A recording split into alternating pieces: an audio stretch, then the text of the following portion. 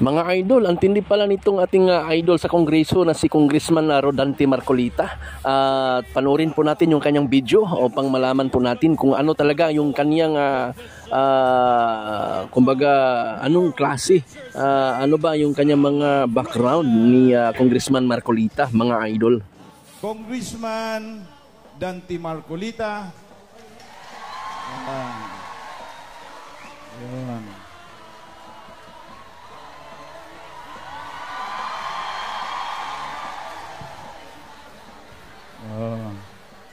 Also, we are joined by other guests for today, and it is my distinct honor and privilege to introduce our esteemed guest of honor and speaker on this very special day, a day dedicated to the true molders of our future, the teachers who mold the minds and hearts of our youth.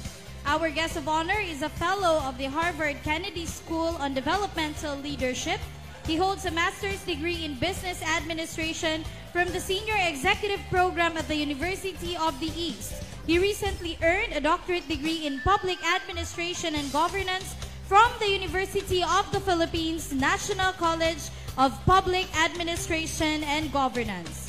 He is a lawyer by profession with nearly 20 years of professional experience, providing pro bono legal services to the poor and vulnerable, particularly to those affected by unlawful evictions and demolitions.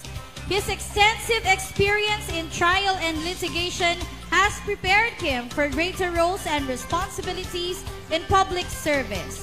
Now serving in his 6th term as a lawmaker, our guest speaker is the incumbent representative of the Sagip Party List in Congress, which advocates for the marginalized sectors of society.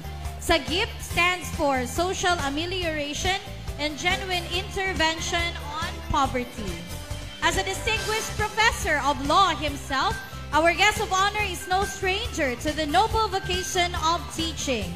In fact, it's a calling that is very close to his heart, as he too understands the profound impact educators have in shaping society. And so, my dear teachers, it is with great pride that I introduce to you a man who is deeply committed to advocating for the welfare of teachers, championing vital legislation that will resonate in the halls of Senate.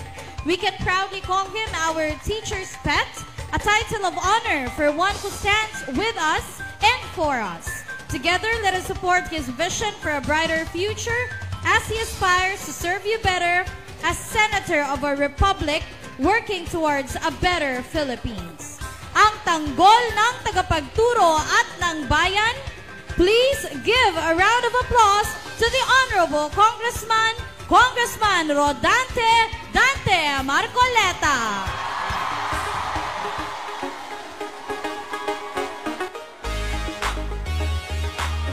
Madayaw na aga, kamayo hurot.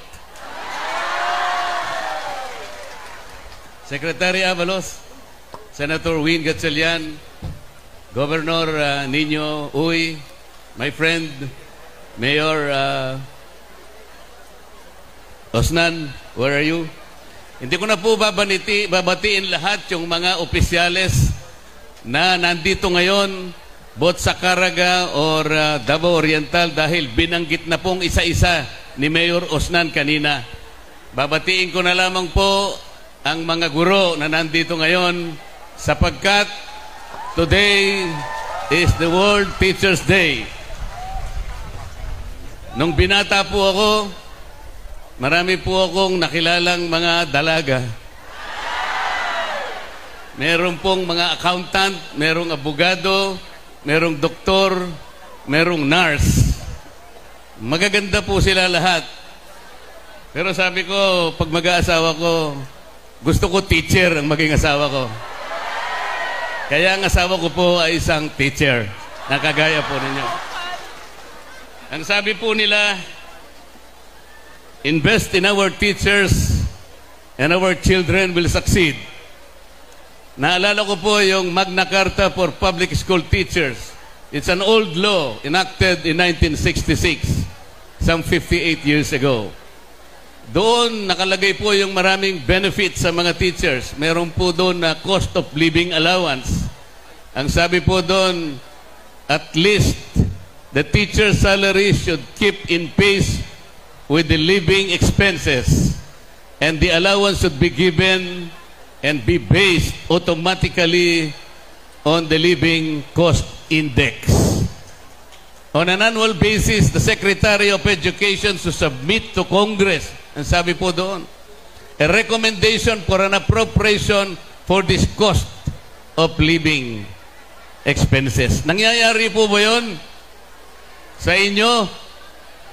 Meron pa pong sinasabi na special hardship allowance.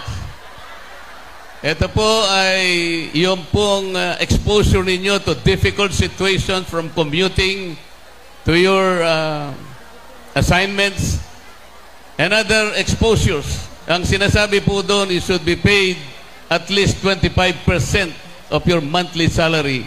Nangyayari po ba yun? Meron pa pong sinasabing medical examination and medical treatment which will be given free to all teachers. At kapag ka doon sa medical examination napatunayan meron kayong sakit, you will be treated for free. Nangyayari po ba ito? Sana po darating ang araw makasama ko si Senator Win Gatchalian para kaming dalawa po by the oversight function of the Senate. Titingnan po nating mabuti kung napatutupad na mabuti ang Magna Carta for public school teachers. Ang sinasabi po kasi, the declaration of policy is to promote and improve the social and economic status of public school teachers, their living and work conditions, including the requirements for employment and career prospects. 58 years after the enactment of the law, we have yet to fulfill the realization of this declared policy. Kaya kailangan po siguro, total nandiyan naman si Senator Win, baka sakali pong magkita naman kami sa susunod na Senado. Meron pa pong isang sinasabi about teachers. A good education can change anyone. May I propose a little amendment? A good education can change anyone, but not everyone. Alam po niyo kung bakit? Tingnan po niyo yung mga colleagues ko sa House of Representatives. I thought they had good education.